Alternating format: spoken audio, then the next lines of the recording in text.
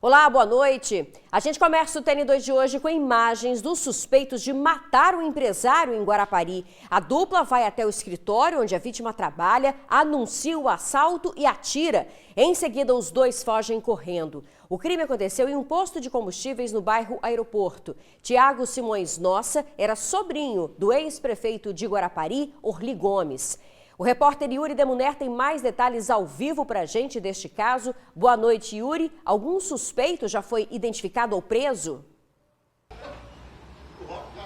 Não, ninguém foi preso e nem identificado. Pelo menos foi isso que a Polícia Civil disse pra gente, Isabela. Uma boa noite para você, boa noite para quem está em casa. A polícia também disse que já começou a investigar esse caso, que logo depois do crime periciou todo o local lá, o escritório desse empresário, e também já está ouvindo as testemunhas que de alguma forma presenciaram o caso. O caso foi registrado como homicídio pela DHPP de Guarapari. A princípio parece ali um latrocínio, um roubo seguido de morte. Os dois bandidos chegam ao escritório do empresário, anunciam um assalto, trancaram depois a funcionária no banheiro, pegaram 3 celulares, depois até deixaram os celulares para trás, mas na hora de sair desse escritório deram 2 tiros e 2 facadas na vítima. O SAMU chegou a ser acionado, foi até o local, mas Tiago não resistiu aos ferimentos e morreu na hora. Mas também existe uma possível outra linha de investigação.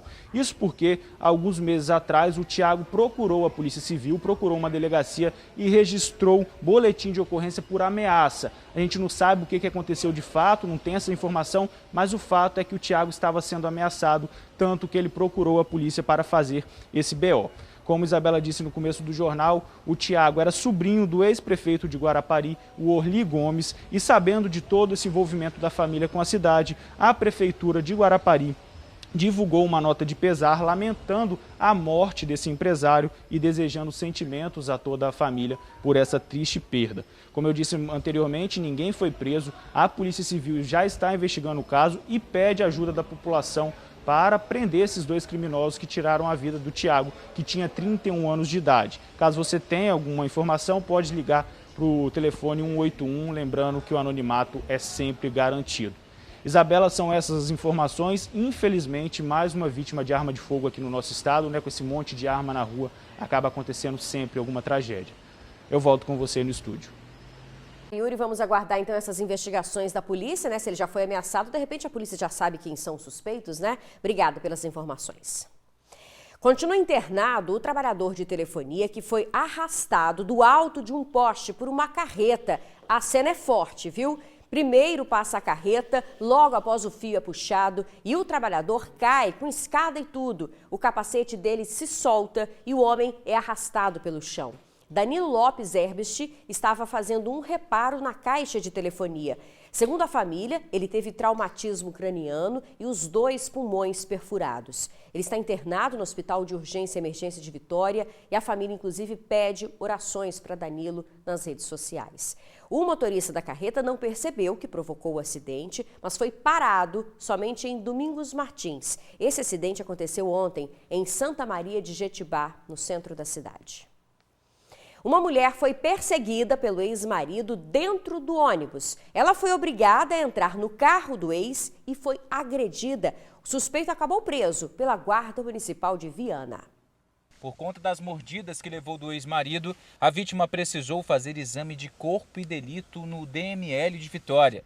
Antes disso, foi no plantão da mulher da capital que representou contra o ex. A situação aconteceu pela manhã. A vítima pegou um ônibus ali no bairro Marcílio de Noronha, em Viana, e não percebeu que o ex-marido, de carro, começou a seguir o coletivo. Num determinado momento, na altura do bairro Canaã, a vítima então desceu do ônibus. Foi aí que o ex-marido, de carro, conseguiu pegar a mulher e colocá-la dentro do veículo. Ela conseguiu sair e aí as agressões começaram. Inclusive, ela entrou em luta corporal com o ex-marido.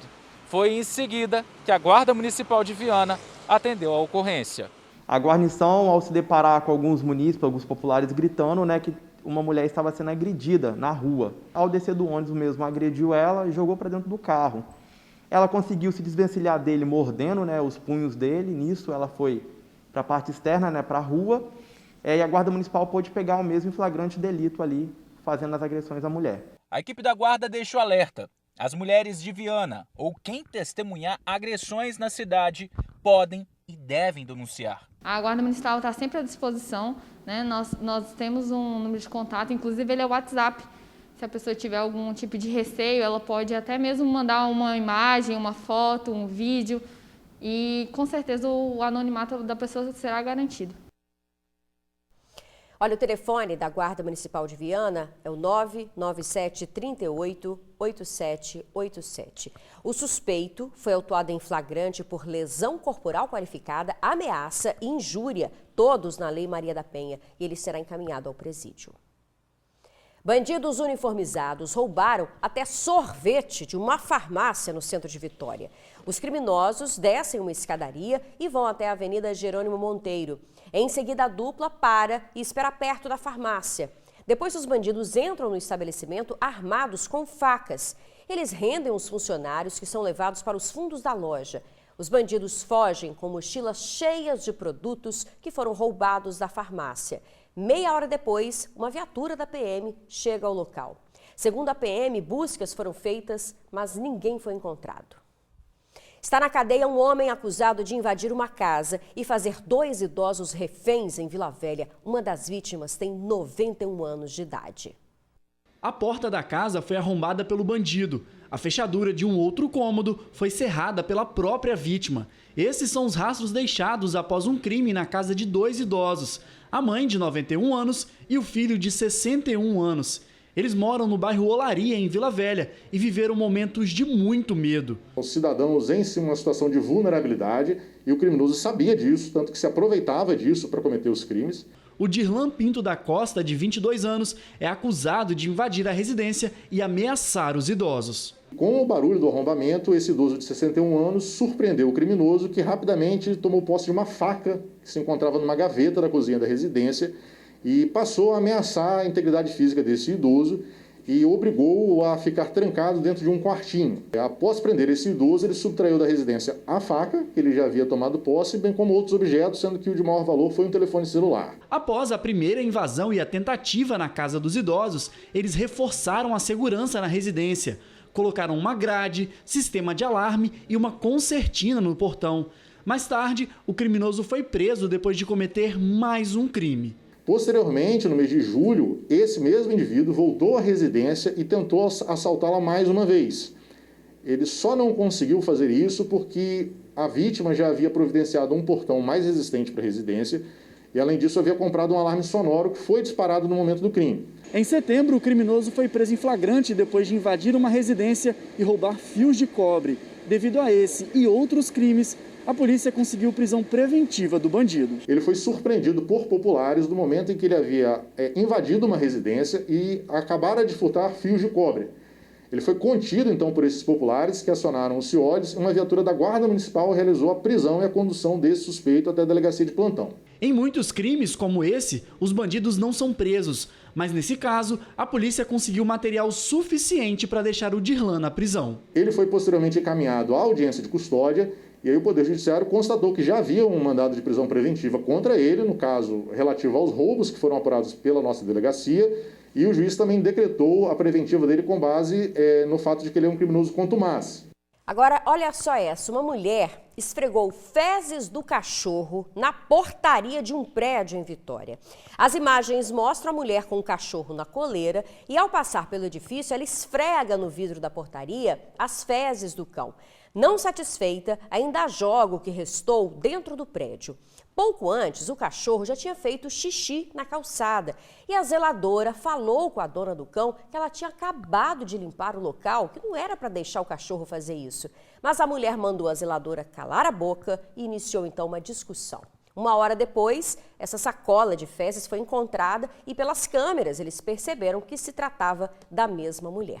Inclusive, o interruptor teve que ser trocado devido à sujeira. Um boletim de ocorrência foi registrado para que a responsável seja identificada. O caso foi na Mata da Praia. 7 pessoas que integravam uma quadrilha que aplicava golpes em militares da reserva foram presas. A quadrilha tinha base aqui no Espírito Santo, mas fazia vítimas em todo o país. Em pouco mais de um ano, os criminosos lucraram 10 milhões de reais. O golpe milionário começou a ser investigado pela polícia do estado de Alagoas, após a denúncia de um casal de idosos. Eles perderam mais de R$1 milhão para os criminosos. Mas o crime se estendeu para outros estados do país. Ao todo, o golpe já lucrou cerca de R$10 milhões. A quadrilha aplicava o golpe em idosos e se passavam por uma previdência privada para militares da reserva. Eles têm um banco de dados importante de mais de 33 mil idosos, geralmente militares reformados. A KPM era uma caixa de assistência privada das Forças Armadas. Eles entram em contato dizendo, olha, você tinha KPM, você pagou a KPM lá atrás, a KPM quebrou, mas você tem um valor aqui milionário, 100 mil, 200 mil, 300 mil reais para receber pelo que você aplicou. Foram cumpridos 6 mandados de prisão na Serra, Vila Velha e na cidade de Teófilo Otoni, em Minas Gerais. Dentre os presos está o chefe da quadrilha, que morava aqui no Espírito Santo. Em uma das residências a gente encontrou o manual do crime, como os criminosos deveriam se portar em contato com as vítimas. No entanto, o criminoso falou que aquela lista não era dele e teria um pedido para deixar na residência, o que não se comprova. Uma advogada também era integrante da quadrilha e foi presa. Na casa dela foi encontrada uma central telefônica. Segundo a polícia, era por ali que eles faziam contato com as vítimas. Como existem certeza de vítimas espalhadas pelo Brasil afora, que as vítimas que foram lesionadas em outros estados, inclusive no Espírito Santo, elas procurem as respectivas delegacias da Polícia Civil, tendo em vista que aqui vai ficar um arcabouço de provas contra esse grupo criminoso que possuía sede no Espírito Santo, mas agia em todos os estados do Brasil, que podem ser responsabilizados também por esses golpes aqui aplicados em outros estados. O alvo número 1 da Delegacia de Homicídios da Serra está preso. O suspeito, segundo a polícia, era frio e atirava nas vítimas na frente das famílias. As imagens mostram o momento que a polícia chega na residência de Lorenzo Christian Elias Viana, de 19 anos. A prisão aconteceu por volta das 8 horas da manhã desta quarta-feira, no bairro Central Carapina, na Serra. Polícia, perdeu. Deita. Isso. Deita. De acordo com a polícia, Lorenzo é considerado um indivíduo de altíssima periculosidade. Contra ele, havia 3 mandados de prisão em aberto. Lorenzo é acostumado a matar de cara limpa, sem qualquer pudor. Em um dos casos, ele chegou a assassinar a vítima na frente dos familiares e do filho, de apenas 4 meses de idade. Ele sempre matava de cara limpa, na frente dos familiares, para intimidar e fazer questão das pessoas reconhecerem ele e saberem que foi ele que matou. Aos 21 anos, Lorenzo é responsável por pelo menos 5 homicídios. Neste vídeo, é possível ver um dos homicídios que o homem aparece executando uma das vítimas. Ele chega com um comparsa e caminha em direção ao seu alvo. Sem se importar com a presença de outras pessoas, ele começa a execução. Simultaneamente, o irmão do alvo também estava sendo executado. Ronildo Correia, de 32 anos, e Ronilson Correia, de 35 anos, foram assassinados no mesmo tempo em ruas diferentes no bairro. Entre os crimes que estão na lista de Lorenzo está um homicídio ocorrido em 17/11/2019 no bairro Jardim Carapina, que vitimou Ronan Belotti de Oliveira, de 23 anos. No dia 8 de março de 2020, a vítima foi Adailton Henrique Correia, de 19 anos. Já no dia 28 de setembro de 2021, o alvo foi o Erley da Conceição Xavier, de 27 anos.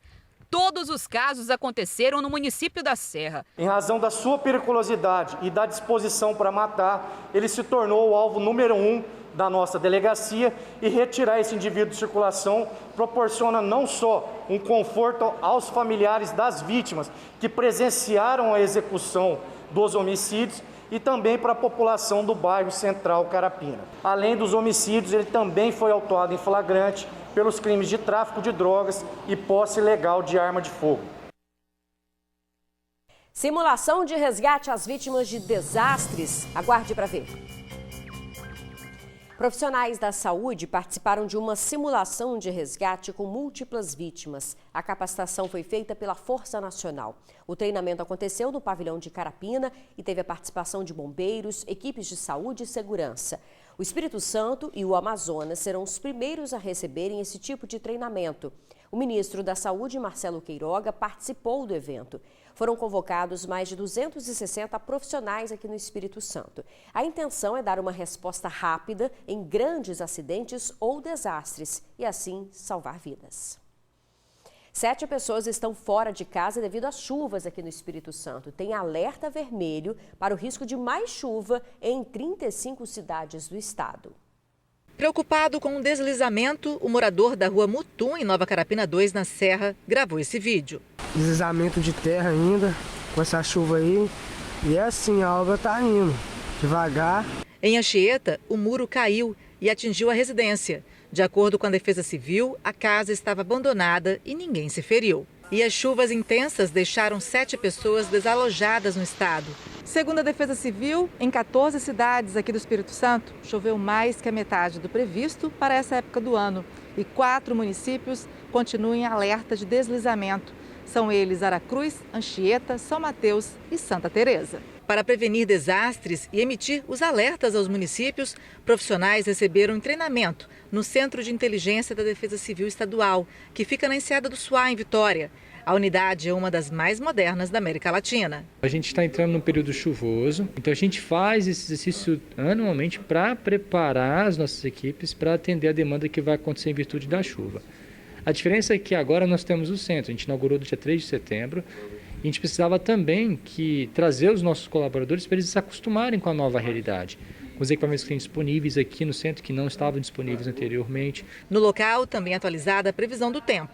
O meteorologista Bruce Pontes adianta que ainda deve chover forte nesta sexta-feira no Espírito Santo e no sábado chove menos. A chuva perde intensidade principalmente nessa parte mais ao sul aqui do estado, metade sul, Grande Vitória, Serrana e Sul vão ter bem menos chuva. Alguns lugares nem vão registrar chuva no sábado já.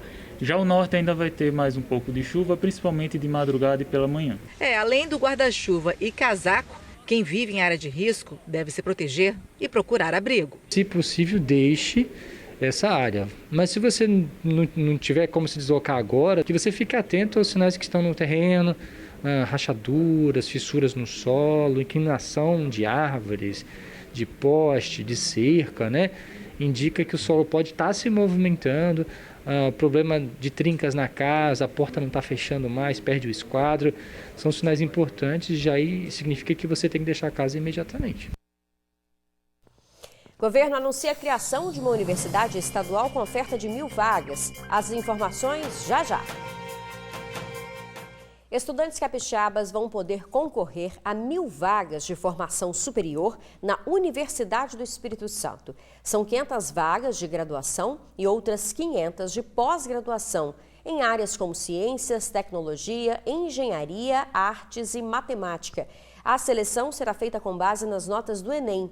As vagas para graduação serão anunciadas em abril do ano que vem e as de pós-graduação serão anunciadas agora no mês de dezembro. As oportunidades serão oferecidas em parceria com instituições de ensino já existentes e com estruturas próprias, como UFES e IFES. O ensino será em formato híbrido, com aulas à distância e também presenciais. A gente fica por aqui. Muito obrigada por assistir ao TN conosco. Uma boa noite. Até amanhã.